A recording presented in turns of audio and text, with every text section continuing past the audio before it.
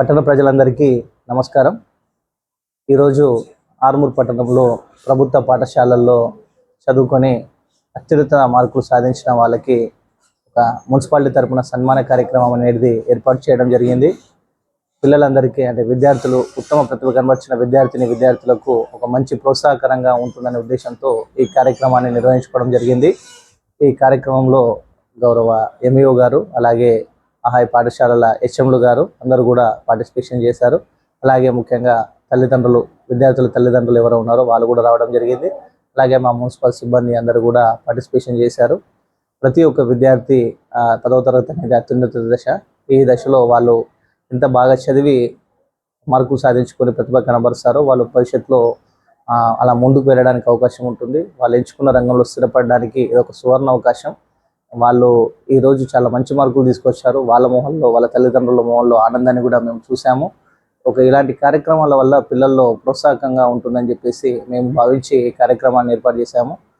నిజంగా చాలా సంతోషకరమైన విషయం. ఇది ఇలాంటి కార్యక్రమాలను ఏర్పాటు చేయడం వ్యక్తిగతంగా మాకు కూడా చాలా సంతృప్తినిస్తుంది.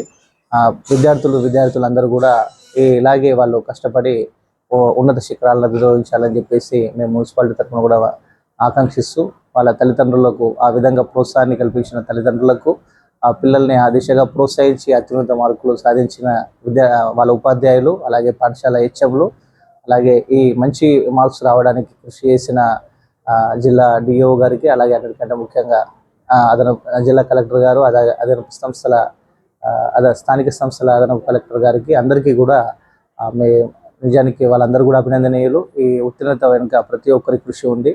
మన ఆర్మూర్ పట్టణంతో పాటు రూరల్ కూడా ఉత్తీర్ణత శాతం పరంగా బాగానే సాధించారు. ఇలాంటి ఉత్తీర్ణత ఇంకా రాబోయే కాలంలో 100% ఉత్తీర్ణత సాధించే విధంగా ప్రభుత్వ పాఠశాలలను పోటీపడాలని చెప్పేసి మేము ఈ సందర్భంగా చెప్పడం జరిగింది. విద్యార్థులకు మరొకసారి మా తరపున శుభాకాంక్షలు తెలియజేస్తూ వాళ్ళందరూ కూడా భవిష్యత్తులో మంచి పదవుల్లో, జీవితంలో ఉన్నత పదవుల్లో స్థిరపడాలని చెప్పేసి ఆకాంక్షిస్తున్నాను.